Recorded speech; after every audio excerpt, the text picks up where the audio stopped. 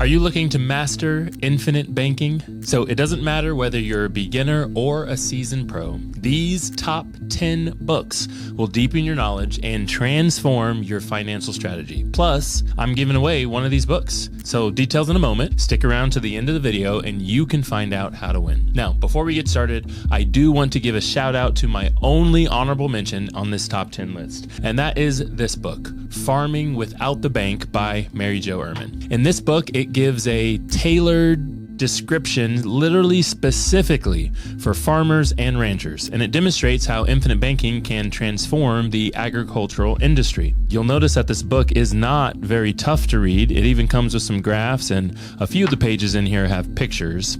I think its key takeaway is that it just has practical steps for farmers to break free from traditional financing and create financial stability. So to me, that's valuable. I know it's niche, farming without the bank, but it is a powerful guide for those in agriculture seeking financial independence.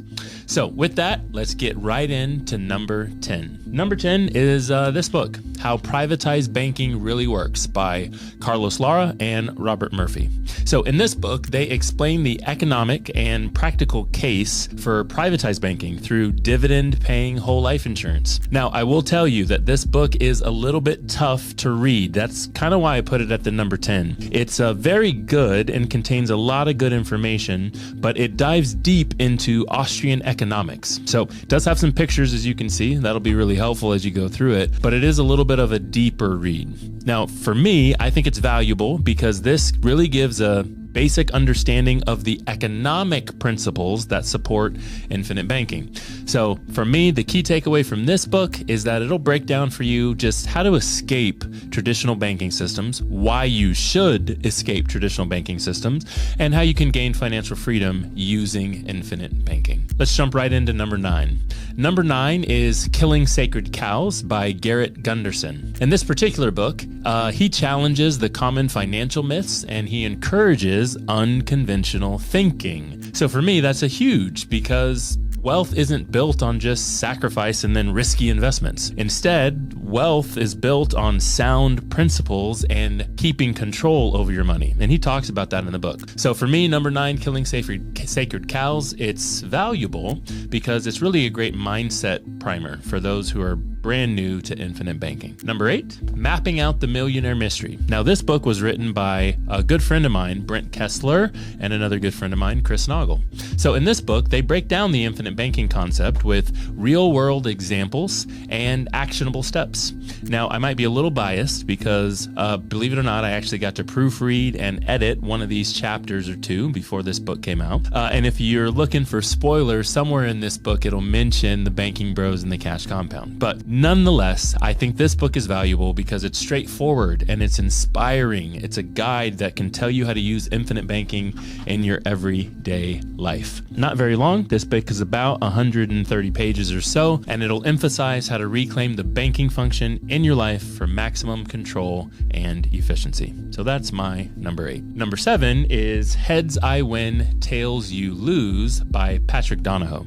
In this particular book, you can see I've got a bookmark in there. I've read this one once or twice. This book integrates infinite banking with your personal financial planning and sustainable wealth. You'll notice this book just a tad thicker than the ones up to this point. Looks like we're going for about 330 pages on this one.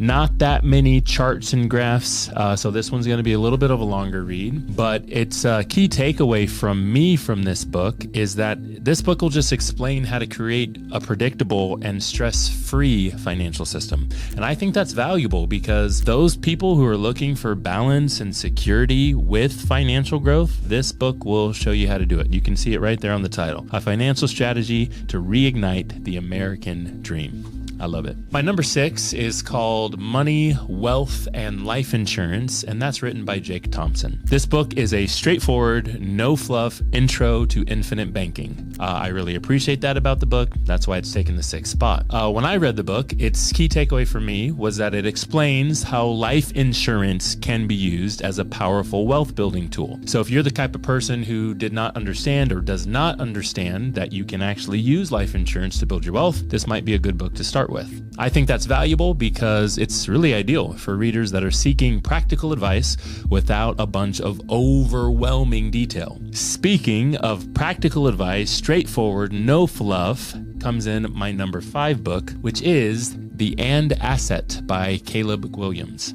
This particular book, I love this book for a few reasons. One is because I got a copy of this book from the author himself, signed on the inside. You can kind of see it there. But I think that this book is super valuable because it simplifies complex financial concepts, making them accessible for everybody. You'll notice that this book is not very long, and you've got lots of colors, lots of charts, lots of graphs in this book, a few pictures. And in this book, its key message is that life insurance can be both a safety net and a growth vehicle. And I think that that's awesome. My number 4 book is The Case for IBC. This again was written by Carlos Lara and Robert Murphy. This particular book, you can kind of read it there, How to Secede from Our Current Monetary Regime, One Household at a Time. This book gives a concise explanation of why infinite banking is a superior financial strategy. I think that's valuable because it's a solid recap, it's a solid read, it's not very thick for skeptics who are very new to the concept. So this is why it gets the number 4 spot. My takeaway when I read the book is that this book highlights flexibility and control offered by dividend-paying whole life insurance. And that's why I love it. My number 3 book is this.